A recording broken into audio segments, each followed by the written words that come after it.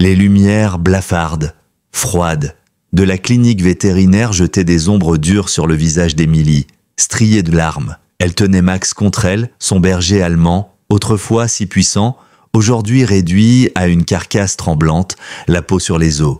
Il respirait par à-coups, des souffles courts, précaires, comme si chacun pouvait être le dernier. « C'est l'heure, Max !»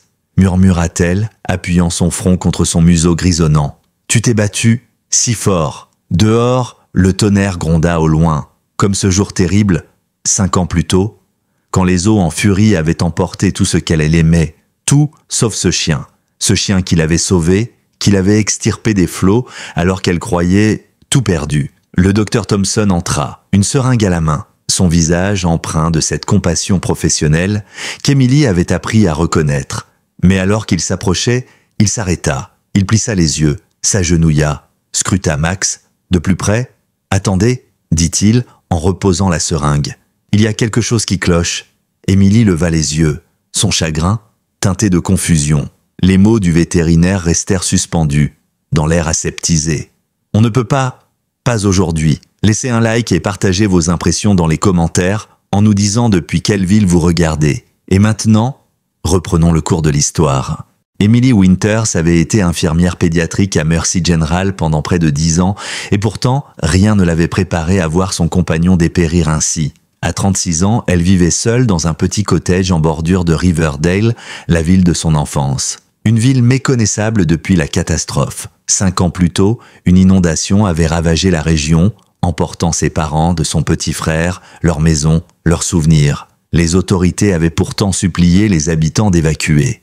Mais son père, fidèle à lui-même, avait voulu rester. « On tiendra bon ?» avait-il dit. Quand la digue avait cédé, il était trop tard. Émilie, seule rescapée, avait été retrouvée flottant sur un morceau de toiture, à moitié consciente, en hypothermie. C'est Max qui l'avait repérée, un berger allemand du service K9 du comté. Il l'avait tirée jusqu'à la berge, là où les secours avaient pu la récupérer. Plus tard, Émilie avait appris que le maître chien de Max était mort dans une autre mission de sauvetage. L'idée que ce chien, ce héros, puisse finir dans un chenil ou confié à un autre, lui était insupportable. Elle l'avait adopté. Ensemble, ils avaient guéri. 2 survivants liés par un traumatisme commun, un silence plein de sens et une résilience discrète. Jusqu'à il y a 3 mois, Max allait bien malgré ses 10 ans. Il portait encore en lui la noblesse de son entraînement, une dignité presque militaire. Ses yeux sombres brillaient d'intelligence. Puis était venu le diagnostic. Arthrose. Rien d'inhabituel selon le docteur Thompson. Il avait prescrit un nouveau médicament de Geripo Animal Health censé redonner vigueur aux chiens âgés. Les publicités montraient des labradors vieux comme le monde gambadant comme des chiots. Une promesse tentante. Mais Émilie ignorait que cette promesse cachait un poison. Le médicament, censé accompagner Max dans ses vieux jours, était en train de le détruire. Elle avait déjà tout donné pour aider Marcus Williams, un petit garçon de 8 ans, dont la famille ne pouvait pas payer l'opération dont il avait besoin. Et quand Max avait commencé à dépérir, Émilie avait été confrontée à un choix impossible. Elle n'avait ni les moyens de tenter un traitement complexe, ni la force de le voir souffrir davantage. Le docteur Thompson, James pour les amis, comprenait mieux que quiconque ce qu'elle ressentait. Ancien vétérinaire militaire ayant servi en Afghanistan, il connaissait ce lien indestructible entre un humain et un chien. Lorsqu'Émilie l'avait appelé pour planifier l'euthanasie, il avait eu le cœur brisé pour eux deux. Ce matin-là, Émilie s'était réveillée avant l'aube. Elle avait passé des heures muettes, assise près du panier de Max, ses doigts caressant le pelage devenu terne. Le médicament miracle, Geripose, avait fait de son chien un fantôme. Ses membres tremblaient, son corps amaigri était secoué de spasmes. Ses yeux, jadis vifs, étaient devenus troubles, douloureux à regarder. « Je ne peux plus te laisser souffrir, mon grand », avait-elle murmuré, les larmes coulant sans retenue. Elle avait fixé le rendez-vous à 9 heures, 2 heures encore, pour lui dire adieu.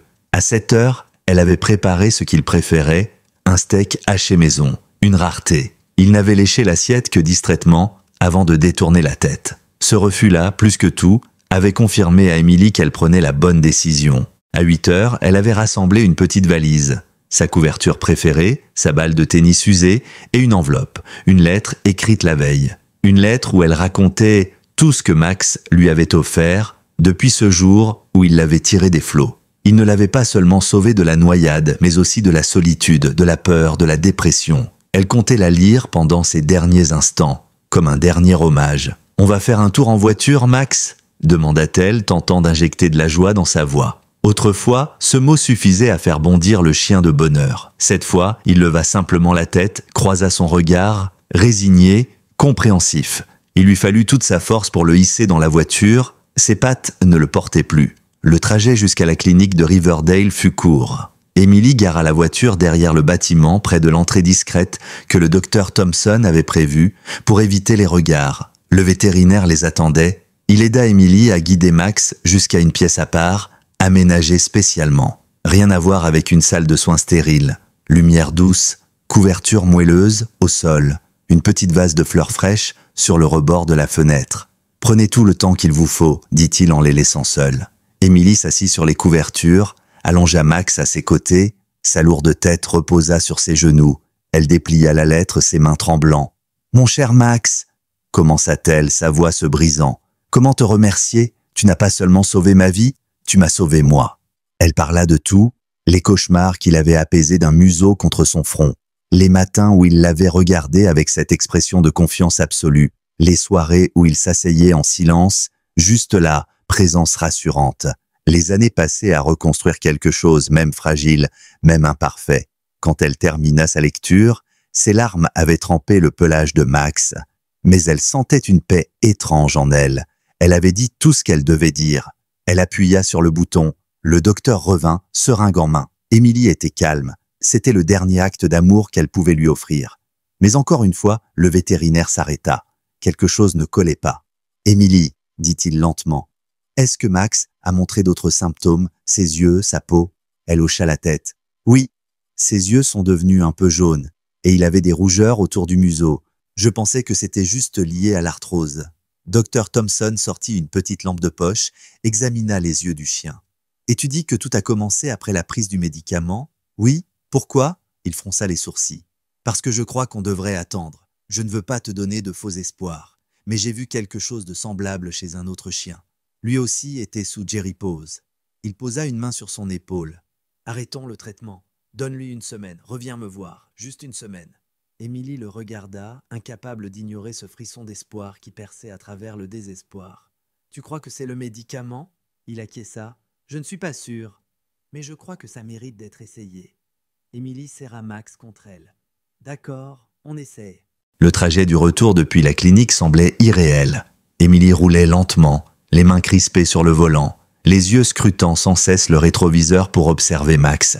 Il était allongé à l'arrière, immobile, la tête sur le coussin, les yeux ouverts, fatigué mais paisible. Son souffle restait court, mais moins angoissé qu'au matin. Emily ne savait pas si elle se faisait des idées. L'espoir, elle le savait, pouvait être un mirage cruel, surtout quand il surgissait au dernier moment, alors que l'on avait déjà fait ses adieux.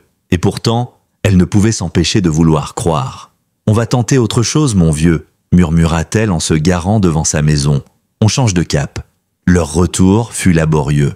Les 3 marches du perron semblaient une montagne pour Max. Emily dut le soutenir de tout son poids, haletante, les larmes aux yeux devant cette déchéance qui lui rappelait à quel point le temps avait filé. Une fois à l'intérieur, Max se laissa tomber sur son lit, dans le coin du salon.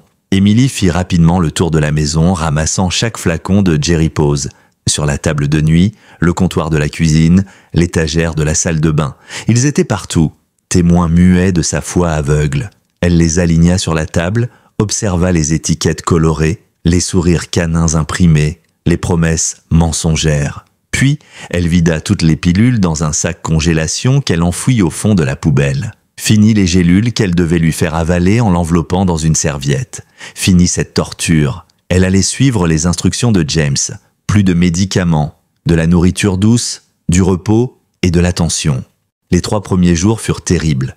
Max dormait presque tout le temps. Il refusait de manger plus de quelques bouchées. Emily, fidèle à son engagement, avait pris un congé, troqué sa blouse d'infirmière contre des vêtements confortables et son canapé contre un lit de fortune près du panier. Chaque bruit, chaque soupir de Max la réveillait. Elle se levait pour vérifier sa respiration, lui parler, poser une main sur son flanc. Elle vivait dans un état de vigilance constant, partagé entre la peur d'avoir prolongé une agonie inutile et l'espoir qu'un infime changement surgirait. La nuit du 3e jour, le doute s'installa pour de bon. Et si elle avait eu tort? Et si James s'était trompé? S'accrochant à un miracle pour retarder une décision inévitable, Max ne faisait que s'éteindre à petit feu. Elle pleura en silence, ses larmes coulant sur le tapis, les yeux fixés sur le pelage de son chien. Mais au matin du 4e jour, quelque chose changea. Ce fut d'abord une sensation étrange, une pression humide contre sa main qui pendait hors du canapé. Émilie ouvrit les yeux, lentement,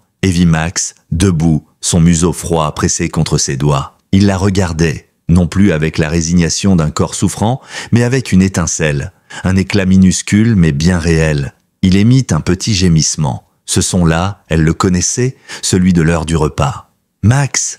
souffla-t-elle, sa voix brisée. Elle se redressa, le cœur battant à tout rompre. Il tenait à peine sur ses pattes, mais il tenait. Et miracle parmi les miracles, sa queue battit lentement. Émilie éclata en sanglots, se laissant tomber à genoux pour embrasser son museau. Dans la cuisine, elle versa délicatement des croquettes ramollies dans un bol. Max en mangea la moitié, lentement, méthodiquement. Il n'avait pas eu un tel appétit depuis des semaines, et au lieu de retourner immédiatement à son lit, il la suivit jusque dans l'entrée. Lorsqu'elle ouvrit la porte sur le petit jardin clôturé, il franchit le seuil. Il se tint quelques secondes dans la lumière du matin reniflant l'air comme s'il le découvrait pour la première fois. Émilie, main contre la bouche, pleurait de stupeur. Ce n'était pas encore son Max d'antan, mais ce n'était plus le fantôme qu'elle avait conduit à la clinique. Le 5e jour, il réussit à faire le tour du pâté de maison, lentement, avec de nombreuses pauses. Le 6e, lorsque le facteur s'approcha de la boîte aux lettres, Max aboya, faiblement, rauquement, mais c'était un aboiement. Quand elle appela le docteur Thompson pour lui annoncer les progrès, il resta prudent, mais l'on sentait l'espoir filtrer dans sa voix. « Ramène-le demain comme prévu, dit-il. Je veux faire des analyses, voir si mes soupçons se confirment. »« Quels soupçons ?» demanda Émilie. Un silence, puis « Je préfère attendre d'avoir plus de certitude. Continue comme tu le fais. Pas de médicaments, bonne alimentation, petits efforts doux. » Le lendemain matin, ils retournèrent à la clinique, par l'entrée principale cette fois. Dans la salle d'attente, les regards se tournèrent vers eux.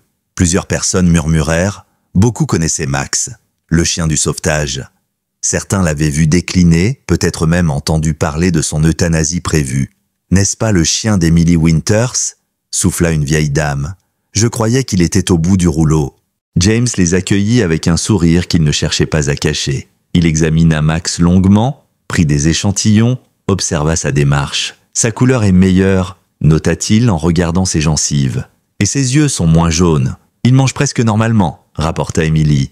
Et il est plus alerte.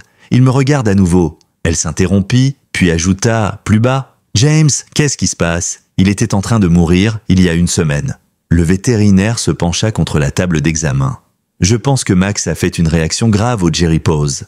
Très grave. » Émilie sentit son cœur s'arrêter. « Mais c'est le médicament le plus prescrit du pays. Ils font des pubs partout. Ils disent qu'il a été testé en long, en large. Comment c'est possible? C'est ce que je croyais aussi. » James sortit un classeur, le posa sur le bureau. « Mais j'ai commencé à voir un schéma. Depuis 6 mois, j'ai eu 3 cas similaires. Tous des chiens âgés, tous sous Jerry Pose. 2 sont morts avant qu'on comprenne. Le 3e s'est amélioré quand on a arrêté le médicament. » L'instinct d'infirmière d'Émilie se réveilla. « Ça pourrait être une mauvaise série? Une contamination pendant la production? Peut-être, mais j'ai parlé à d'autres confrères. Ce n'est pas qu'ici. Plusieurs vétérinaires dans l'État ont signalé des cas comparables. » Émilie sentit la nausée monter. « Ce n'est pas une coïncidence. Non. Et je pense qu'il faut creuser. Si Jerry Pose est en train d'empoisonner les animaux qu'il est censé aider, les gens doivent le savoir. » Elle regarda Max, assis sagement à ses pieds, encore amaigri, encore fragile, mais vivant. Combien d'animaux avaient été perdus parce que leur maître, comme elle, avait fait confiance à une publicité? Elle releva les yeux. Qu'est-ce qu'on fait? Les semaines qui suivirent s'ouvrirent sur une routine nouvelle, imprégnée d'une énergie que ni Émilie ni Max n'avaient connue depuis longtemps. Chaque matin, Émilie notait dans un petit carnet les moindres détails de l'état de son chien, comme l'avait demandé Dr Thompson. Poids, appétit, niveau d'énergie, comportement. Max continuait de s'améliorer doucement mais sûrement. Il avait encore des jours faibles, où ses pattes tremblaient plus que d'habitude, où il dormait plus longtemps. Mais d'autres jours, il reprenait ses airs d'autrefois, trottinant à côté d'Emily pendant leur promenade matinale, s'arrêtant pour flairer un buisson, relevant la tête au moindre bruit suspect. Des bribes de son ancienne noblesse revenaient, comme des souvenirs corporels que son corps refusait d'abandonner. James avait, de son côté, commencé à monter un dossier. Il appelait régulièrement Emily pour lui faire part de ses découvertes. Sa voix, autrefois calme et bienveillante, se teignait peu à peu d'un ton plus dur, plus déterminé. « J'en suis à 27 cas dans 3 états différents », lui annonça-t-il un soir. Tous des chiens âgés, tous traités avec Jerry Pose dans l'année. Mêmes symptômes, problèmes hépatiques, troubles neurologiques, léthargie extrême, 9 d'entre eux sont morts. Emily écoutait, assise au sol, une tasse de thé entre les mains, Max allongé contre elle. « C'est criminel », dit-elle à voix basse. « Comment une entreprise comme ça peut ignorer autant de signaux d'alarme ?» James marqua une pause. « C'est la question, et je pense qu'il est temps qu'on trouve la réponse. » Le rendez-vous avec Animal Health Inc. fut fixé un mardi matin. Leur siège régional se trouvait à Cincinnati, un immeuble étincelant de verre et d'acier qui surplombait la rivière Ohio. Emily prit un jour de congé à l'hôpital. Elle laissa Max chez sa voisine, Madame Abernathy, une femme douce et bienveillante qui s'était prise d'affection pour le vieux chien. James vint la chercher dans sa Subaru cabossée. Il portait un costume visiblement peu habitué à être sorti du placard et sa cravate était nouée avec un soin presque cérémonial. « Tu t'es mis sur ton 31 ?» plaisanta Emily en montant à bord. « Pas pour toi », répliqua-t-il d'un ton sombre. « Pour eux. Les gens de la finance prennent les choses plus au sérieux quand on ressemble à un homme qu'ils pourraient craindre. Et on a besoin qu'ils nous craignent. » Pendant les 3 heures de route, il la briefa sans relâche. Le directeur régional, Walter Cunningham, serait présent, accompagné d'une vétérinaire interne et d'un juriste de l'entreprise. Ce dernier détail les avait immédiatement alertés. « Ils sont déjà sur la défensive », remarqua James. « C'est bon signe. Ils savent qu'on a quelque chose. » Emily regarda défiler les champs à travers la fenêtre. « Et s'ils nous écoutent à peine, s'ils disent d'où qu'on se trompe, qu'on interprète mal les données ?» James haussa les épaules. Alors, on passe au plan B, on rend tout ça public. Mais ce sera risqué. Ils ont de l'argent, des avocats, des moyens de nous faire taire. Emily repensa à Max, à ses progrès, à la lente remontée qu'il entamait après des semaines d'agonie. Elle repensa aux familles adieux des chiens morts. Certains combats valent le risque. À leur arrivée, ils furent conduits jusqu'à une salle de réunion au 23e étage. Une immense pièce aux vitres panoramiques surplombant la ville. Une réceptionniste trop souriante leur proposa café ou eau. Ils refusèrent. Emily, dans son tailleur marine réservé aux entretiens d'embauche, se sentait déplacée dans ce décor de luxe froid. Même James, d'ordinaire si posé, semblait mal à l'aise. Il réarrangeait sans cesse les documents devant lui. « Souviens-toi, dit-il à voix basse, quoi qu'ils fassent pour t'intimider, c'est nous qui avons les faits. » La porte s'ouvrit. 3 personnes rentrèrent. Un homme aux cheveux argentés, à l'allure autoritaire, une femme au visage sévère, blouse blanche et stéthoscope au cou, et un jeune homme en costume, silencieux, porteur d'un porte-documents en cuir. « Dr Thompson, Mademoiselle Winters » dit l'homme en tendant la main. « Walter Cunningham, merci d'être venu. Voici le docteur Patricia Lawson, notre vétérinaire en chef, et maître Eric Daniels de notre service juridique. » Une fois installé, Cunningham croisa les doigts sur la table. « Nous avons compris que vous aviez des interrogations concernant notre produit Jerry Pose. » James ne perdit pas une seconde. Il ouvrit son dossier, en sortit plusieurs tableaux, analyses, courbes, et les glissa sur la table. Plus que des questions, Monsieur Cunningham, des preuves. 27 cas, mêmes symptômes. Tous s'améliorent dès l'arrêt du médicament. Dr Lawson feuilleta les feuilles avec un froncement de sourcils. « Ce sont des accusations graves, docteur. Jerry Pose a passé tous les essais cliniques avant sa mise sur le marché. Il a un excellent profil de sécurité depuis plus d'1 an. » « Avec tout le respect, répondit James, les faits disent autre chose. Il montra des photos, avant, après, des résultats de tests sanguins, des témoignages de maîtres. Ce ne sont pas des coïncidences, c'est une tendance lourde. » Le juriste silencieux jusqu'ici s'avança. « Avez-vous envisagé que ces chiens étaient déjà malades ? Jerry Pose est prescrit à des animaux âgés avec des pathologies préexistantes.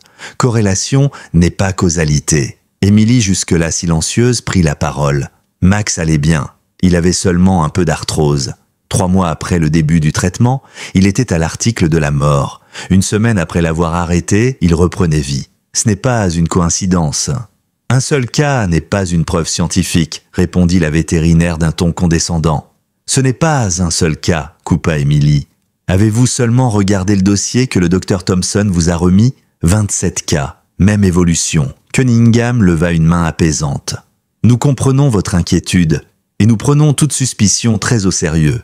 Mais Jerry Pose a aidé des milliers d'animaux à travers le pays. Les cas que vous mentionnez, bien que regrettables, représentent une fraction minime de notre clientèle. Une fraction qui grandit, insista James. Et combien de maîtres n'ont jamais fait le lien? Combien d'animaux sont morts en silence?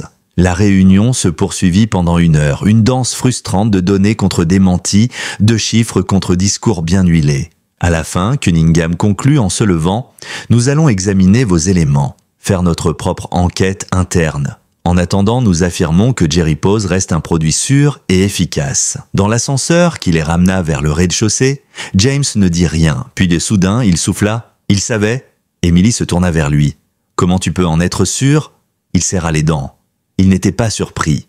Ils avaient des réponses toutes prêtes. Ils étaient préparés. Dans la voiture, alors qu'ils prenaient la route du retour, James exposa le plan. Continuer l'enquête, contacter d'autres vétérinaires, alerter les agences de régulation. Emily écoutait, l'esprit bouillonnant. Il venait de frapper à la porte d'un géant. Et ce géant avait riposté avec un sourire vide et des menaces déguisées. Mais ce n'était que le début. La première secousse ne se fit pas attendre. 3 jours après leur rencontre glaciale avec Animal Health, Inc., Emily rentra chez elle après un long service à l'hôpital. Il était presque minuit. La fatigue collait à sa peau. Elle rêvait de retrouver Max, de poser sa tête contre son flanc chaud, d'entendre son soupir de contentement. Mais lorsqu'elle tourna dans l'allée, un détail la glaça sur place. La porte d'entrée était entr'ouverte. Le cœur battant, elle s'arrêta net. « Max !» appela-t-elle, la voix tremblante. Elle courut à l'intérieur, se précipita dans le salon. Et là, soulagement absolu, Max était là. Il boitait légèrement mais vint l'accueillir en remuant faiblement la queue, l'air inquiet. Il allait bien. Le reste de la maison, en revanche, portait les traces d'une intrusion méticuleuse. Les tiroirs avaient été ouverts, le contenu renversé. Rien ne semblait voler. Rien, sauf un objet précis. Emily s'en rendit compte en courant à son bureau. Le dossier de Max. Celui où elle enregistrait toutes les notes du docteur Thompson, les évolutions de son état, les copies des analyses, disparu. Le policier appelé en urgence se montra compatissant mais peu utile. Probablement un cambriolage opportuniste, déclara-t-il en tapant sur sa tablette. Peut-être un sans domicile fixe, peut-être des adolescents. Vous avez des objets de valeur qui ont disparu? Emily secoua la tête. Juste des papiers. Elle ne dit pas lesquels. Quelque chose en elle l'en empêcha. Elle savait. Ce n'était pas un hasard, et ça n'avait rien d'opportuniste. Cette nuit-là, après avoir changé les serrures et calé une chaise contre la porte d'entrée, elle appela James. Sa voix rauque résonna dans le combiné. « Ils ont volé le dossier ?» Il ne sembla pas surpris. « Je m'y attendais ? Ne t'inquiète pas. J'ai tout sauvegardé en ligne, en triple. Ils n'ont rien détruit qu'on ne puisse reconstruire. Mais, Emily, ça confirme ce qu'on pensait. Ils nous considèrent comme une menace. » Elle inspira profondément. « Tu crois qu'il faut arrêter ?» Un silence, puis « Non, mais il faut être prudent, très prudent, et envisager un soutien juridique. » Les jours suivants renforcèrent cette nécessité. Emily reçut une lettre de son hôpital, une convocation devant le comité d'éthique. Les termes étaient choisis avec soin, mais la menace y était claire. Utilisation abusive de son titre professionnel, divulgation publique d'informations sensibles. Elle n'avait pourtant rien à partager de confidentiel. Mais le message était limpide. Reculez, ou votre carrière en paiera le prix. 2 jours plus tard, James l'appela, sa voix tendue comme un câble d'acier. Ils m'ont suspendu. Le conseil vétérinaire a lancé une enquête. Quelqu'un a déposé plainte pour mauvaise pratique et diffamation contre une entreprise pharmaceutique. C'est eux? Emily sentit la colère se lever en elle, froide et déterminée. Ils veulent nous couper de tout soutien. Mais ce fut l'appel suivant de James qui lui glaça le sang. C'était un soir, tard. Sa voix était différente, tremblante. Quelqu'un m'a agressé sur le parking de la clinique. 2 types. Je n'ai pas vu leur visage. Ils n'ont rien volé. Juste un message. Arrêtez l'enquête sur Jerry Pose. Si tu veux vivre vieux. Emily se leva d'un bond, incapable de rester assise. Tu as appelé la police? Oui, mais sans description, sans preuve. Que veux-tu qu'ils fassent? Un silence s'installa. Puis James ajouta d'un ton grave. C'est leur stratégie. Intimidation, menace, isolement. Ils veulent qu'on se sente seul.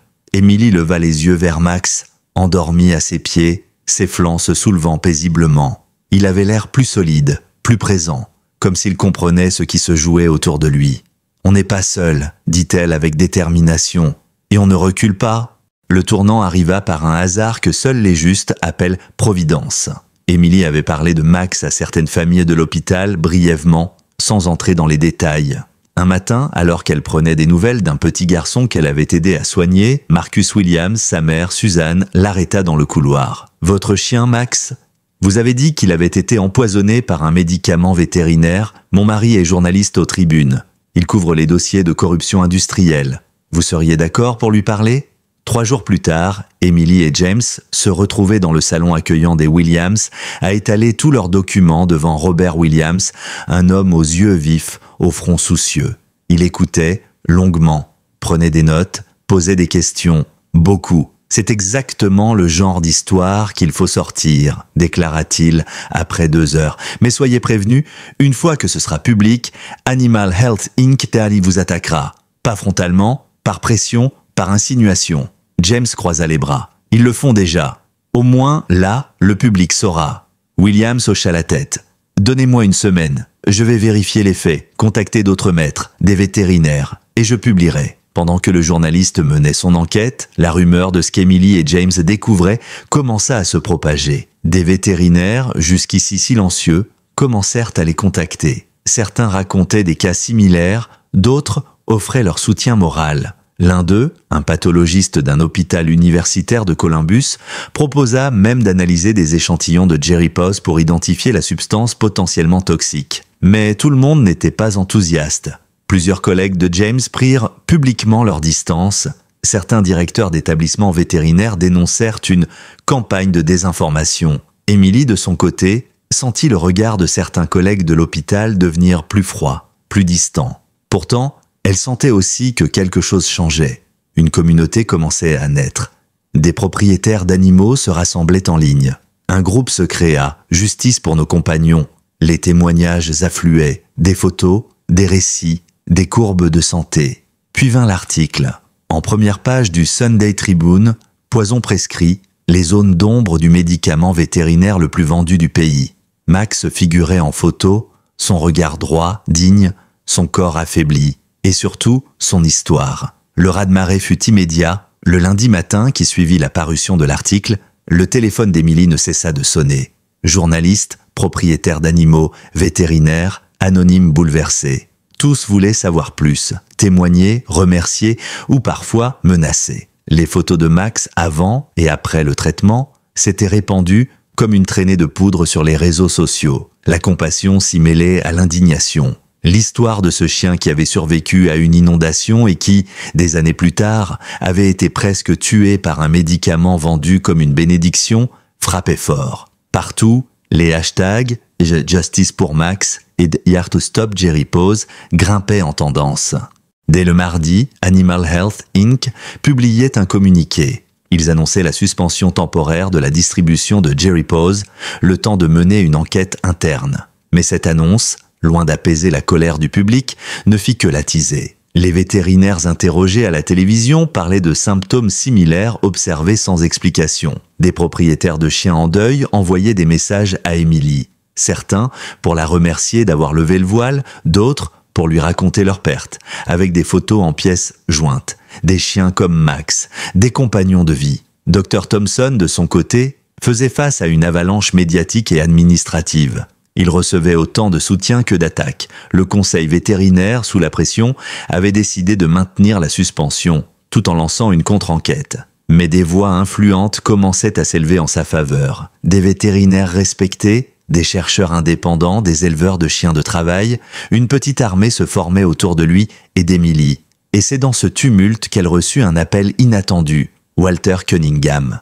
Le même directeur régional qui les avait reçus dans cette salle de verre avec condescendance. Cette fois, sa voix n'avait plus rien de triomphante. « Mademoiselle Winters, dit-il la voix tendue, le PDG d'Animal Health Inc. souhaiterait vous rencontrer. Vous et le docteur Thompson, en personne, à notre siège national, ce sera une réunion privée, pas d'avocat, pas de journaliste. » Emily sentit immédiatement le piège potentiel, mais elle accepta. Elle devait savoir ce qu'il cherchait à obtenir, ou à dissimuler. Le siège d'Animal Health Inc. à Chicago n'avait rien d'un refuge pour repentis. Immense, lisse, intimidant, il dominait les rives du lac Michigan comme un navire de guerre du capitalisme. Cette fois pourtant, l'accueil fut différent. Les gardes de sécurité les saluèrent avec plus de prudence que de mépris. La réceptionniste, toujours parfaite, les conduisit à un étage supérieur sans une once d'ironie dans la voix. Dans la salle, un homme les attendait, grisonnant, la peau marquée par les années, mais droit, attentif. Il se leva, leur serra la main avec respect. « Gregory Harmon, dit-il. Je suis désolé de ne pas avoir assisté à notre première réunion, j'étais à l'étranger. Mais dès que j'ai appris la situation, je suis revenu. » James ne masqua pas son scepticisme. Vous étiez à l'étranger pendant que votre entreprise vendait un produit toxique à des milliers d'animaux. Harmon ne se démonta pas. Vous avez raison d'être en colère. Ce que je vais vous dire n'excuse rien. Mais je veux être transparent. Il leur montra un dossier. À l'intérieur, des rapports internes, des courriels, des analyses de laboratoire. Nous avons commencé à recevoir des signalements inquiétants 6 mois après la mise en vente de Jerry Pose. Une hausse inexpliquée de cas d'hépatite canine, des symptômes neurologiques. On a identifié un composé stabilisant qui, en interagissant avec certaines enzymes hépatiques chez les chiens de plus de 8 ans, déclenche une réaction en chaîne. James feuilleta les documents. Vous avez isolé le coupable, et vous n'avez rien dit. Je n'étais pas informé, répondit Harmon d'un ton ferme. Les responsables du département juridique et du marketing ont volontairement étouffé les données. Ils ont jugé qu'un test génétique préalable coûterait trop cher à mettre en œuvre. Emily sentait le sang battre dans ses tempes. Alors vous avez préféré risquer la vie de milliers d'animaux? Harmon hocha la tête. Non, pas moi. Mais oui, c'est ce qui s'est produit. Et je prends la responsabilité de ne pas avoir su. Il se pencha les regardant droit dans les yeux. Je veux faire amende honorable. Voici ce que je propose, rappel immédiat mondial de Jerry Pose, création d'un fonds d'indemnisation pour les familles concernées, mise en place d'un comité d'experts indépendants doté d'un pouvoir de blocage sur nos futurs produits. Je vous invite tous les deux à en faire partie. James resta silencieux un moment, puis demanda « Et si nous refusons? Les mesures seront appliquées malgré tout, mais votre présence crédibiliserait l'ensemble. » Emily scrutait le visage de cet homme. Il semblait sincère. Pourtant, une question brûlait ses lèvres. Pourquoi faire tout cela maintenant? Pourquoi nous impliquer personnellement? Harmon la fixa. Puis il dit à voix basse, « 5 ans plus tôt, j'étais à Riverdale, en voyage d'affaires, pris dans les inondations, coincé dans ma voiture, un chien m'a sauvé. » Emily sentit son souffle se couper. « Un berger allemand, appelé Max. » Elle se figea. « Non, si, je n'ai jamais oublié ses yeux. C'est lui, celui qui m'a sauvé. C'est le même chien que vous avez adopté. » Le monde chancela un instant autour d'elle. Le PDG d'Animal Health Inc., le responsable suprême de l'entreprise qui avait failli tuer Max, avait été sauvé par lui. « Ce n'est pas une coïncidence, » murmura-t-elle. « Non, » confirma Harmon. « C'est pourquoi je vous dois plus qu'une réponse. Je vous dois réparation. À vous, à Max. » James, encore sous le choc, reprit la parole. « Très bien, montrez-nous les documents, on va les lire. » Et on prendra notre décision. Mais avant qu'il ne puisse se lever, la porte s'ouvrit brusquement. Un homme au costume impeccable entra, furieux. Il brandissait un dossier. « Greg, tu ne peux pas faire ça. Pas sans l'aval du conseil d'administration. » Harmon soupira. « Emily, James, voici Richard Vaughn, notre directeur financier. » Vaughn fusilla du regard les 2 visiteurs. « À cause d'eux, l'action a chuté de 12 points. Tu veux les intégrer à notre comité ? Tu veux rappeler un produit qui représente un tiers de notre chiffre d'affaires annuel? Je veux éviter que d'autres animaux meurent, Richard. » Mais Emily avait déjà compris. Ce regard, cette tension, ce mépris glacial. Elle l'avait déjà croisé, elle le reconnaissait, le soir de l'intrusion. Emily n'avait aucun doute. Ce regard froid, cette mâchoire crispée, cette façon d'entrer dans la pièce comme s'il en possédait chaque recoin. C'était lui, l'homme qui avait ordonné les menaces, le visage que ses souvenirs flous associaient à la peur, Richard Vaughn, le directeur financier d'Animal Health Inc., l'homme derrière le rideau. Harmon, resté calme malgré la tempête qui venait de pénétrer la salle, fixa son collègue sans ciller. « Richard, tu as été informé du rappel? Il est en cours. »« Pas avec mon approbation, » répliqua Vaughn, les yeux lançant des éclairs. « Tu compromets l'entreprise sur la base d'un article sensationnaliste et des jérémiades d'une infirmière sentimentale. » James se leva d'un bond. « Vous avez essayé d'acheter notre silence, et quand ça n'a pas marché, vous avez envoyé des hommes pour me frapper et voler des dossiers chez elle. Tu n'as aucune preuve, mais son silence en disait long. Et son regard fuyant, cette seconde de trop, avant de répliquer, trahissait plus qu'un aveu. Harmon resta figé un instant puis se redressa lentement. « Richard, as-tu autorisé des tentatives d'intimidation? As-tu cherché à faire taire ces deux personnes par des moyens illégaux ?» Vaughn croisa les bras. « Je défends l'entreprise. Quelqu'un devait le faire. Tu es licencié? Immédiatement. Tu n'en as pas le pouvoir. Si, jusqu'à preuve du contraire, je suis encore PDG. Et à moins que tu ne préfères que j'appelle la police pour tentative d'intimidation et de sabotage, tu ferais mieux de quitter cette pièce. » Un silence glacial s'abattit. Puis Vaughn tourna les talons, claquant la porte derrière lui. Harmon se tourna vers Emily. Son visage avait changé. Il était pâle, les traits tendus, comme s'il venait de déposer un fardeau. « Je suis désolé, je ne savais pas jusqu'où il était prêt à aller. » James, encore debout, secoua la tête. Le problème n'est pas seulement Vaughn. C'est la culture qu'il incarnait, le silence, le profit à tout prix. Et c'est pour cela que je veux vous donner un vrai pouvoir de contrôle. Pas symbolique, pas décoratif. Un droit de regard, un droit d'alerte, une vraie voix. Emily ne répondit pas immédiatement. Trop d'émotions en elle, trop de souvenirs de Max, haletant dans la voiture, frémissant sous la douleur, elle sur le sol, lisant sa lettre d'adieu. Trop de rage rentrée, trop d'amour aussi. Un amour immense, broyé par la perte.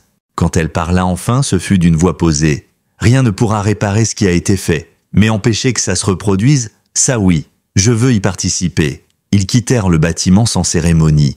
Pas de mots inutiles, pas de photos. Emily se sentait vidée, mais ancrée. Pour la première fois depuis le début de cette épreuve, elle avait la sensation d'avoir repris le contrôle. Mais la tempête n'était pas terminée. 3 semaines après leur entrevue à Chicago, alors que le rappel du médicament battait son plein, Max rechuta brutalement. Ce fut d'abord une fatigue inhabituelle, puis un refus de manger, une lourdeur dans sa démarche au-delà de l'arthrose. Le 2e jour, il ne parvint plus à se lever. Son regard avait changé. Il n'était plus seulement fatigué, il semblait résigné. Emily, affolée, appela James. « Ce n'est pas possible, dit-elle, les mains tremblantes. Il allait mieux, il reprenait vie. »« Amène-le tout de suite, répondit-il, la voix grave. Le trajet jusqu'à la clinique se fit dans un silence absolu. Max était allongé dans le coffre, la tête posée sur son coussin.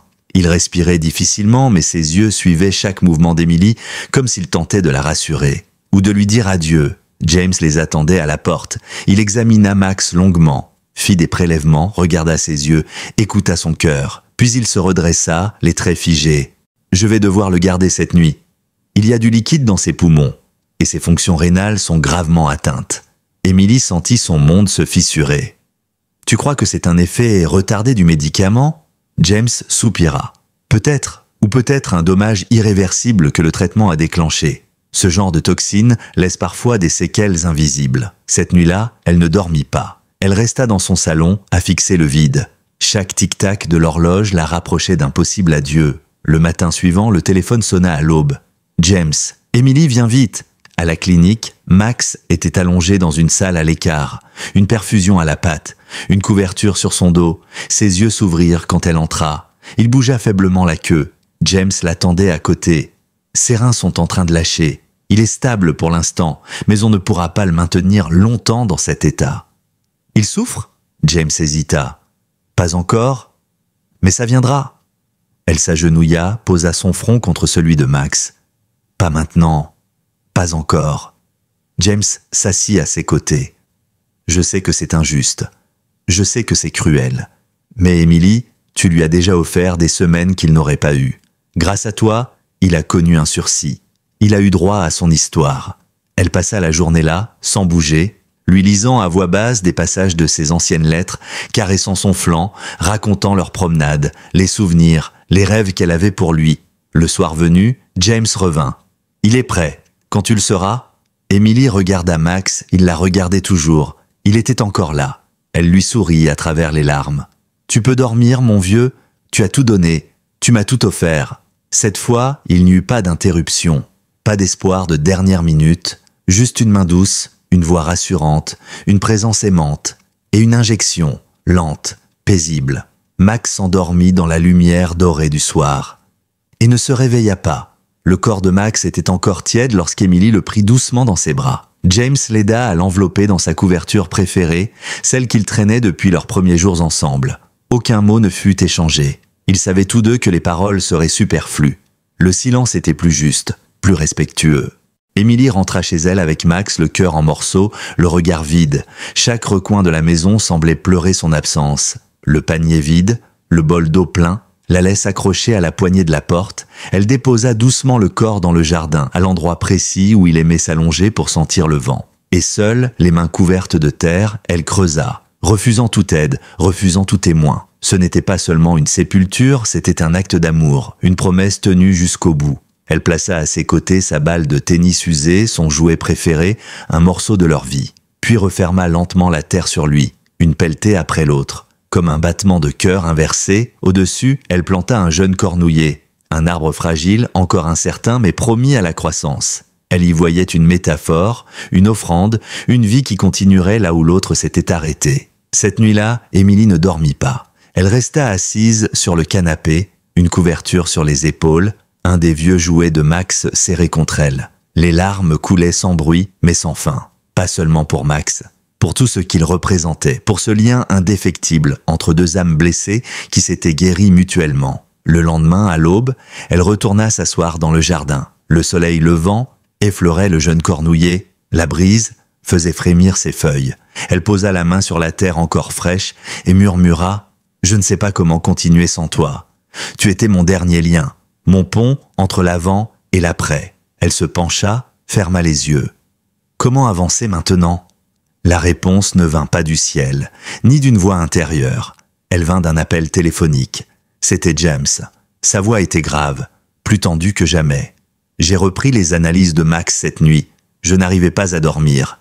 Il y a quelque chose qui ne colle pas. Il marqua une pause. Ce n'est pas seulement une rechute, il y a autre chose. Quoi ? Ses reins ? Ils ont été touchés de façon brutale. Pas progressive. J'ai cherché d'autres causes, j'ai trouvé des traces de métabolites de l'éthylène glycol. Emily fronça les sourcils. L'éthylène glycol ? Le composant principal de l'antigel, termina James. Emily, je crois que Max a été empoisonné, délibérément. Le sol sembla se dérober sous elle. Ce n'est pas possible. Il ne sortait presque pas. Et je n'ai pas de produit toxique chez moi. Il aurait dû en ingérer dans les 48 heures précédant l'apparition des symptômes. La concentration est bien trop élevée pour être accidentelle. Un silence glacé s'installa. Emily le brisa d'une voix étranglée. « Tu crois que c'est lié à l'affaire Jerry Pose ?» James répondit sans hésiter. « Oui, et j'ai déjà contacté la police. Ils veulent te parler. » Le choc se transforma en colère, puis en rage glaciale. Quelqu'un avait tué Max. Pas une maladie, pas la vieillesse, un être humain, un homme ou une femme capable d'empoisonner un vieux chien malade, pour envoyer un message, pour se venger, pour faire taire. La détective chargée de l'enquête arriva chez Emily 2 heures plus tard. Elle s'appelait Morales. Un visage dur, mais honnête. Des yeux de femme qui connaissait la perte. Elle avait 2 bergers allemands, confia-t-elle rapidement. « On va découvrir qui a fait ça », assura-t-elle. Mais l'enquête s'avéra difficile. Aucun témoin, aucun enregistrement. Les tests toxicologiques confirmaient la présence d'éthylène glycol, mais rien ne permettait de remonter à la source. Et pourtant, Emily savait, intuitivement, viscéralement, Richard Vaughn. Il avait tout à perdre. Il avait déjà été évincé, publiquement humilié. Pour lui, Max n'était qu'un pion, une arme dans une guerre qu'il croyait perdre. Et pendant ce temps, les répercussions de l'affaire Jerry Pose prenaient une nouvelle tournure. Le public, informé de la mort de Max, entra dans une phase de colère féroce. Les hommages affluaient, les menaces aussi. Animal Health Inc. publia un communiqué condamnant tout acte malveillant et annonça l'ouverture d'une enquête interne. Gregory Harmon appela personnellement Emily. « Ce qu'il s'est passé est impardonnable, dit-il. Et je vous promets que si un de nos employés est impliqué, il sera poursuivi. Richard Vaughn est suspendu à titre conservatoire. » Emily, la voix froide, répondit « Il ne s'agit plus de votre réputation, monsieur Harmon. Il s'agit de justice. » Son avocate, une femme d'une 60aine d'années nommée Margaret Lindon, spécialisée dans les litiges contre les entreprises, convoqua Emily dans son cabinet. « Ce que vous avez entre les mains change tout, déclara-t-elle. Ce n'est plus seulement une affaire civile. Si on prouve un lien entre l'empoisonnement et votre action contre l'entreprise, on entre dans le domaine du pénal. James, assis à ses côtés, hocha la tête. L'affaire va prendre un tournant. Et le comité de surveillance proposé par Harmon, demanda Emily. Il tient toujours. Et il a même renforcé les conditions. Il veut que vous y siégiez, tous les deux. Avec pouvoir de veto. Emily détourna les yeux. Après ce qu'ils ont fait? Ce qu'un homme a fait hier, corrigea Margaret. Et vous avez le pouvoir d'y changer les choses. Cette nuit-là, Emily retourna dans son jardin. Le vent agitait doucement le cornouiller. Ses premières feuilles, fragiles, étaient là, têtues, persistantes. « Tu aurais voulu que je continue, hein » murmura-t-elle. « Tu n'as jamais abandonné, jamais. » Elle n'eut pas de réponse, juste un bruissement léger, comme un soupir dans les branches. Mais c'était suffisant. 3 jours plus tard, le destin frappa à la porte, littéralement. Emily, occupée à trier une boîte de souvenirs de Max, sa médaille, son collier, ses anciens dossiers médicaux, entendit sonner. Lorsqu'elle ouvrit, elle découvrit sur le seuil la détective Morales, accompagnée d'un agent en uniforme. Le visage fermé, professionnel, mais dans le regard, une étincelle. Quelque chose avait changé. « On a du nouveau ?» dit-elle sans détour. « Est-ce qu'on peut entrer ?» Dans le salon, la détective sortit une tablette de son sac et montra à Emily une image en noir et blanc. Une capture floue, prise par une caméra de surveillance dans une station-service, à 2 pâtés de maison de chez elle. On y voyait un homme en casquette et lunettes de soleil, approchant un véhicule stationné. « Vous reconnaissez cet homme ?» Emily fronça les sourcils. Quelque chose dans sa posture, dans la manière dont il bougeait, ce n'était pas clair. Mais une sensation désagréable monta en elle. Morales sweepa vers une image plus nette. Retraité numériquement, le visage restait en partie dissimulé, mais cette silhouette, ce port d'épaule, cette rigidité dans la nuque, il me fait penser à Richard Vaughn, murmura-t-elle. Morales hocha la tête. C'est aussi ce que nous pensons. Nous avons montré cette image à Gregory Harmon hier. Il l'a formellement identifiée. Elle passa à une autre photo, une autre caméra, celle d'un voisin d'Emily. Cette fois, l'homme marchait dans sa rue, tenant ce qui ressemblait à un petit paquet. L'image n'était pas plus nette, mais l'intention, elle, était limpide. Ce jour-là, tu dis Morales, c'était la veille du début des nouveaux symptômes de Max, et cet homme était dans votre quartier. Emily sentit la nausée monter. Elle ne voyait plus seulement la photo, elle revoyait Max, couché, haletant, les yeux embués de douleur. Elle entendait ses gémissements dans la nuit, ses tremblements. Elle se revoyait le porter dans ses bras, l'implorer de tenir encore un peu. Et pendant tout ce temps, quelque part, un homme regardait peut-être les heures défiler, attendant les effets de son crime. Morales continua. « Ce matin, nous avons fouillé la maison de Richard Vaughn. Nous y avons trouvé une bouteille d'antigel correspondant parfaitement à la composition chimique des traces retrouvées dans l'organisme de Max. » Emily ferma les yeux. Il n'y avait plus de doute. Il est en garde à vue. Il nie tout. Mais les preuves sont solides. Il va être inculpé pour cruauté animale aggravée, effraction et potentiellement tentative de sabotage. Un mélange de soulagement, de rage et de tristesse explosa en elle. Elle se leva, fit quelques pas dans le salon. Max n'était plus là pour voir la justice. Mais il ne serait pas mort pour rien. Le lendemain, James l'appela. Il avait lu les nouvelles. « C'est fini, dit-il. Il ne pourra plus nuire. »« Non, répondit Emily.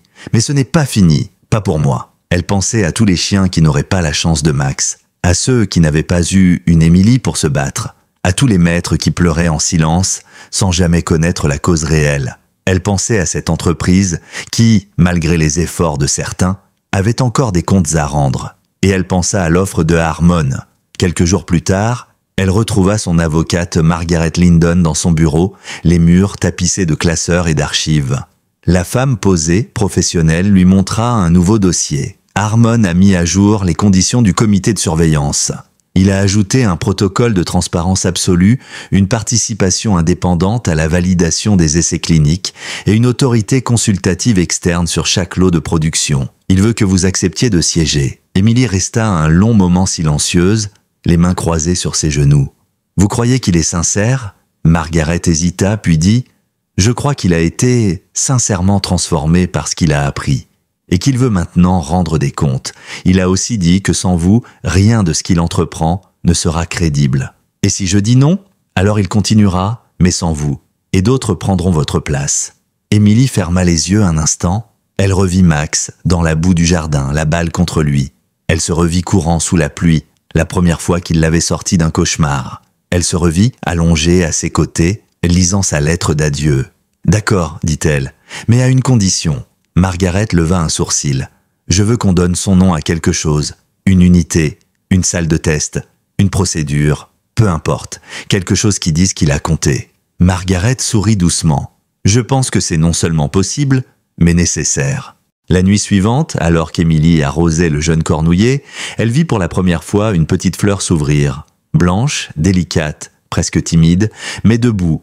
Un murmure silencieux dans le vent lui effleura l'oreille. « Tu continues ?» Oui, elle continuait. 2 semaines plus tard, Émilie reçut un colis inattendu. Elle faillit ne pas l'ouvrir, persuadée qu'il s'agissait encore de courriers administratifs ou d'une livraison commandée par erreur. Mais l'enveloppe portait une mention manuscrite. Une écriture nette, ancienne, Gregory Harmon.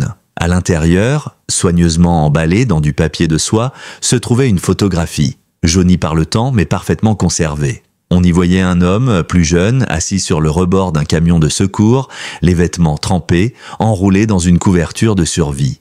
À ses côtés, un berger allemand boueux, les pattes griffées, mais alerte, son regard droit, tourné vers l'objectif. Maximum.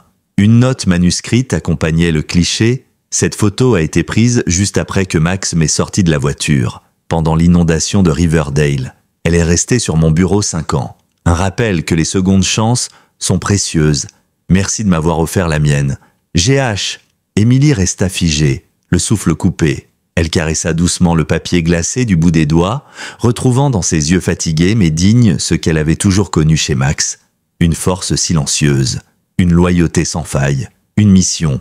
Elle encadra la photo et la posa sur la cheminée, à sa place. Elle savait maintenant avec certitude que l'histoire de Max ne s'arrêterait pas là. La semaine suivante, elle reçut l'invitation officielle à la cérémonie d'inauguration de la Fondation, une organisation née des cendres de l'affaire Jerry Pose, soutenue par Animal Health Inc., mais dirigée de façon indépendante, son nom, la Fondation Max.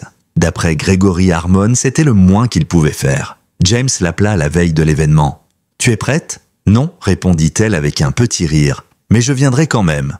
On a préparé un discours, tu veux le lire ? Je préfère parler avec le cœur. » Comme toujours, le jour de l'événement, la salle du centre communautaire de Riverdale était pleine. Des vétérinaires, des familles, des bénévoles, des journalistes, des élus. Sur le mur principal, une grande bannière, Fondation Max, 1 an de progrès, et ce n'est que le début. Des stands exposaient les projets en cours, une base de données pour signaler les effets secondaires des médicaments vétérinaires, des bourses pour financer des études indépendantes sur la santé animale, un programme de soutien pour les maîtres en deuil.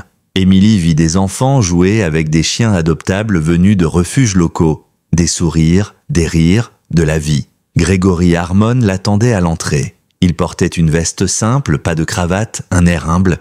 Lorsqu'il la vit, il s'avança et lui tendit la main. « Merci d'être venu. Rien de tout cela n'existerait sans vous. Ni sans Max, répondit-elle. Je n'ai jamais cessé de penser à lui. Moi non plus. » Elle reconnut dans la foule plusieurs visages familiers. Suzanne et Marcus Williams, le petit garçon qu'elle avait aidé à soigner. Il avait grandi.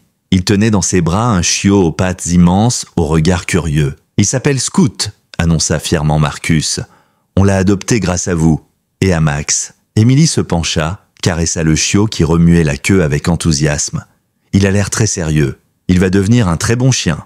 Peut-être pas un héros, mais tous les chiens ne doivent pas être des héros pour être extraordinaires, » murmura Émilie. Lorsque l'heure du discours arriva, elle monta sur l'estrade, le micro devant elle. La foule silencieuse, les caméras allumées, elle prit une inspiration. « Il y a 1 an, j'ai perdu mon meilleur ami. » Sa voix trembla, mais elle continua. « Max était bien plus qu'un chien.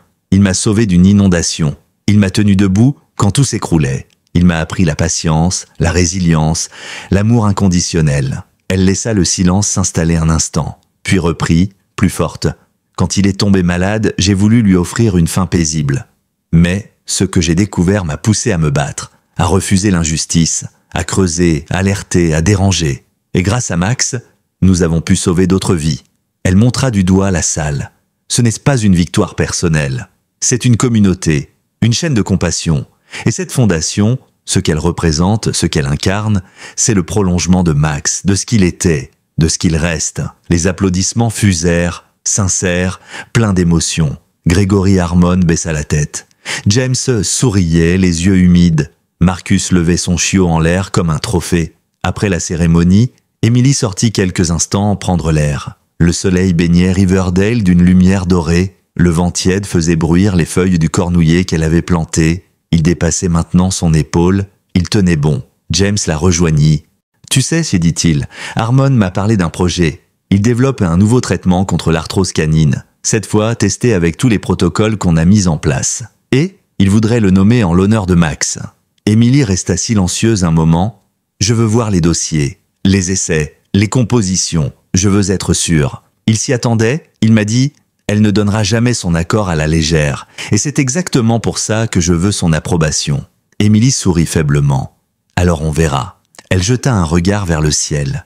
Une étoile apparaissait à l'horizon, timide. Elle murmura « Tu vois Max ? Tu continues d'exister, dans chaque décision, dans chaque avancée, dans chaque chien sauvé. » Et dans ce murmure, elle sentit quelque chose. Pas une réponse, pas une voix, mais une certitude. Max était là, et il approuvait. La soirée s'étira lentement, comme un long soupir après l'effort. Une fois la cérémonie terminée, les invités quittèrent peu à peu la salle du centre communautaire, emportant brochures, souvenirs et peut-être un peu de l'âme de Max avec eux.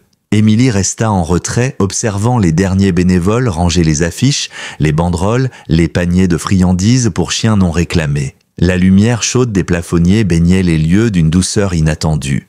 Elle s'assit sur un banc à l'extérieur, juste devant le petit parterre où l'on avait planté quelques fleurs en mémoire des chiens disparus. James la rejoignit, comme toujours, sans bruit. Ils restèrent là un moment, côte à côte, sans parler.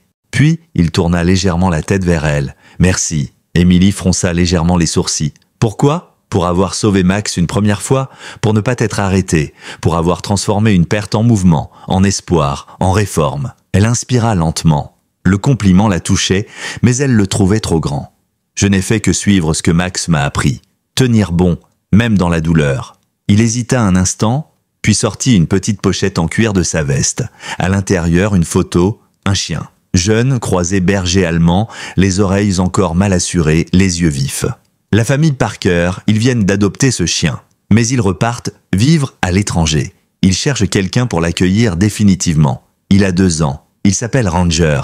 Emily sentit son cœur se serrer. Ranger. Un autre chien, un autre regard, un nouveau départ. « Tu crois que je peux ?» demanda-t-elle, presque dans un souffle. « Que je suis prête ?» James la regarda longuement. « Je crois que Max t'a préparé à ça.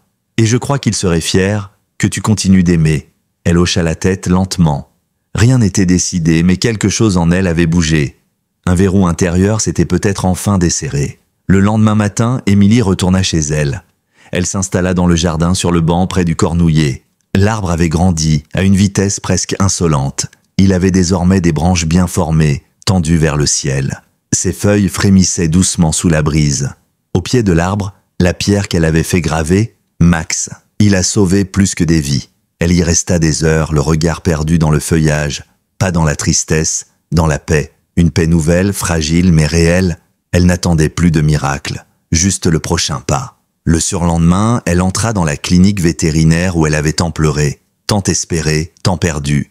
James l'attendait, un sourire discret aux lèvres. « Il est dans la cour, il t'attend. » Emily sortit. Ranger était là, couché à l'ombre, les oreilles dressées, la tête penchée. Lorsqu'il la vit, il se leva d'un bond, fit 3 pas dans sa direction, s'arrêta comme s'il la jaugeait. Elle s'agenouilla. « Salut, et toi ?» Il s'approcha lentement, puis posa sa truffe contre sa paume.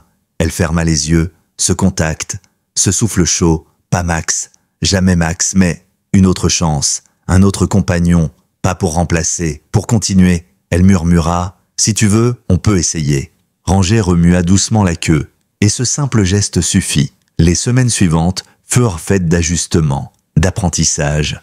Ranger avait ses propres manies, ses propres peurs, son propre rythme.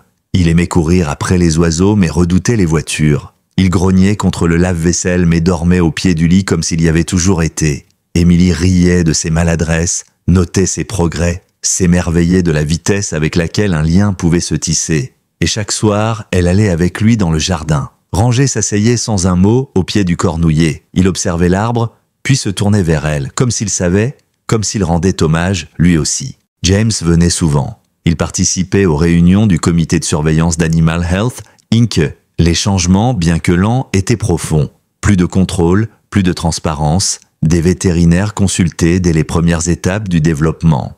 Des tests croisés, des plateformes de signalement ouvertes au public. Gregory Harmon tenait ses promesses. Il envoyait des rapports, des documents, des courriels, où il parlait encore de Max, de cette dette invisible qu'il s'efforçait d'honorer, un geste à la fois. Et un jour, il appela personnellement Emily. « Nous avons terminé les essais du nouveau traitement contre l'arthrose. Les résultats sont excellents. Aucun effet secondaire significatif. Les chiens reprennent du tonus sans réaction hépatique. » Emily resta silencieuse. « Si vous êtes d'accord, nous aimerions lui donner un nom. » Elle sentit son cœur battre plus vite. Le nom de Max. Elle inspira profondément. Ce n'était pas une décision anodine, pas un geste de communication, c'était donner à Max une place dans l'avenir, dans les vies à venir, dans les guérisons silencieuses de milliers de foyers. Je veux tout voir, chaque rapport, chaque test, chaque avis vétérinaire. Bien sûr, répondit Harmon, je vous les envoie ce soir. Cette nuit-là, Emily relut tout, soigneusement, méticuleusement. Pas en tant qu'infirmière, pas en tant que victime, en tant que gardienne de la mémoire d'un chien qui avait changé sa vie. Au petit matin, elle écrivit un mot, accordé. Mais seulement si la notice commence par ces mots. Ce produit est dédié à Max, dont la loyauté a sauvé des vies et inspiré ce traitement. Elle envoya le message, puis descendit dans le jardin. Ranger était déjà là, assis devant le cornouiller. Elle s'assit à côté de lui. « On avance, tu sais, et grâce à toi, je peux continuer. » Ranger posa sa tête sur sa cuisse. Et dans ce silence partagé, entre deux présences, l'une visible, l'autre éternelle, Emily sut qu'elle avait fait le bon choix. Un an jour pour jour après avoir enterré Max, Emily se tenait de nouveau dans son jardin, à l'ombre du cornouiller. L'arbre avait grandi au-delà de toutes ses attentes. Il mesurait désormais près d'1,50 m, ses branches robustes s'épanouissaient dans l'air printanier, parsemées de fleurs blanches comme des promesses renouvelées. Le vent soufflait doucement à travers les feuilles, jouant avec la lumière comme pour murmurer quelque chose d'ancien et d'éternel. À ses pieds, la pierre commémorative restait immobile, mais jamais silencieuse dans l'esprit d'Emily. Max, il a sauvé plus que des vies. Elle n'était pas seule. Ranger se tenait près d'elle, calme et attentif.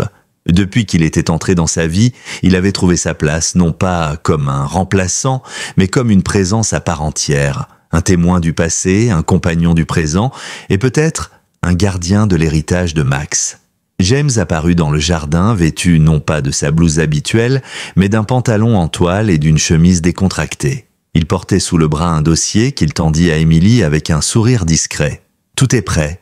Les derniers détails ont été validés. » Elle ouvrit le dossier et parcourut les documents. Les chiffres, les signatures, les plans du nouveau centre vétérinaire rattaché à la Fondation Max, une aile dédiée aux soins palliatifs pour animaux âgés, financée en partie par les indemnisations reçues après le scandale Jerry Pose, un endroit pensé pour offrir à d'autres chiens ce que Max avait reçu dans ses derniers instants, de la dignité, de la tendresse et une présence humaine aimante. Ils se rendirent ensemble à l'inauguration du centre situé à l'orée de Riverdale, à la frontière entre ville et nature. À leur arrivée, la salle était déjà pleine. Les bénévoles s'activaient, les caméras étaient en place, les familles se pressaient autour des stands et une nouvelle génération de jeunes vétérinaires présentait ses projets. Sur le mur principal, une fresque avait été peinte. Elle représentait Max, assis, noble, regardant au loin vers un horizon lumineux. À ses côtés, une silhouette humaine, floue mais féminine, et un arbre en fleurs,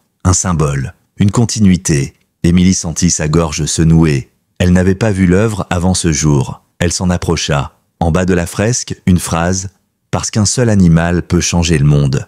Elle s'assit un instant à l'écart, observant la vie autour d'elle. Les rires d'enfants, les chiens en laisse tirant vers les stands de friandises, les vétérinaires discutant entre deux démonstrations. Et elle se sentit soudain, pleine, pas vide, pas brisée, pleine de mémoire, de douleur encore, mais aussi de sens.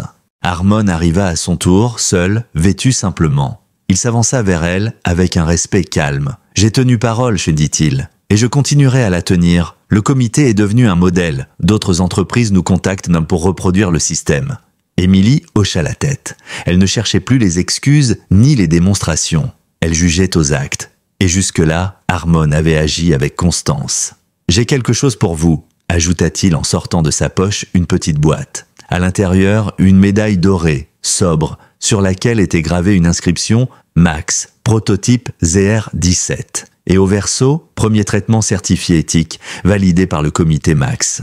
Émilie sentit les larmes lui monter aux yeux. Ce n'était pas une récompense, c'était un sceau, une validation. Max n'était pas un souvenir figé. Il devenait une norme, une exigence. Harmon ajouta « Les familles qui recevront ce traitement recevront aussi une lettre, une courte histoire de Max, pour qu'ils sachent que derrière chaque comprimé, il y a une vie qui a compté. » Émilie ne put que murmurer « Merci ». Plus tard, au moment du discours, ce fut James qui prit la parole. Il y a 1 an, nous étions 2. 2 à nous battre contre une industrie entière, 2 à porter le poids d'une perte immense. Aujourd'hui, nous sommes des centaines. Et grâce à cette mobilisation, des milliers d'animaux recevront des soins plus sûrs. Des maîtres seront entendus. Des histoires seront partagées. Il se tourna vers Émilie. Et tout cela a commencé par un chien. Un vieux berger allemand, un survivant, un héros silencieux. Les applaudissements fusèrent, mais Émilie, elle, resta immobile, le regard tourné vers la fresque, vers Max, vers cette silhouette peinte à ses côtés. Elle sentit une main se glisser dans la sienne. C'était celle de James. Ils restèrent là, main dans la main, 2 survivants eux aussi, 2 gardiens d'un legs plus grand qu'eux. Ce soir-là, Émilie rentra chez elle, rangée se coucha à ses pieds, tandis qu'elle s'installait sur le canapé. Elle regarda longuement la photo de Max sur la cheminée, puis se leva et alla dans le jardin. Sous le cornouiller, elle alluma une bougie et la plaça près de la pierre. Le vent souffla à travers les branches, et dans ce bruissement, elle crut entendre une voix « Je suis encore là ». Elle ferma les yeux, le cœur apaisé. Le printemps céda lentement la place à l'été. Riverdale retrouvait ses couleurs, ses rues baignées de lumière, son ciel clair et ses soirées paisibles. Pour Émilie, la vie avait repris un rythme différent, plus posé, plus dense aussi. Chaque jour apportait son lot de nouvelles responsabilités à la Fondation Max. Courriels, réunions, témoignages à lire, familles à aider, et pourtant, elle n'avait jamais ressenti autant de sens dans sa routine. Ranger avait trouvé sa place à ses côtés. Il la suivait partout, silencieux compagnon d'un quotidien qu'il rendait plus doux. Ils marchaient ensemble chaque matin dans les rues tranquilles du quartier, salués désormais par les passants, comme s'ils étaient devenus un symbole vivant de quelque chose de plus grand qu'eux. Émilie l'entendait souvent. « C'est la dame de Max, n'est-ce pas ?» Et elle répondait toujours par un sourire. Oui, elle le resterait pour toujours. Un après-midi, alors qu'elle classait des archives dans le bureau de la Fondation, une voix douce l'interpella dans le couloir. Susan Williams, la mère de Marcus. « Émilie, tu as un moment ?» Marcus veut te montrer quelque chose. Elle les rejoignit dans la salle d'attente, où le garçon de 9 ans l'attendait, un carnet à la main. Il le lui tendit timidement. « C'est un devoir pour l'école, dit-il. On devait écrire sur un héros. Moi, j'ai écrit sur Max. » Émilie ouvrit le carnet.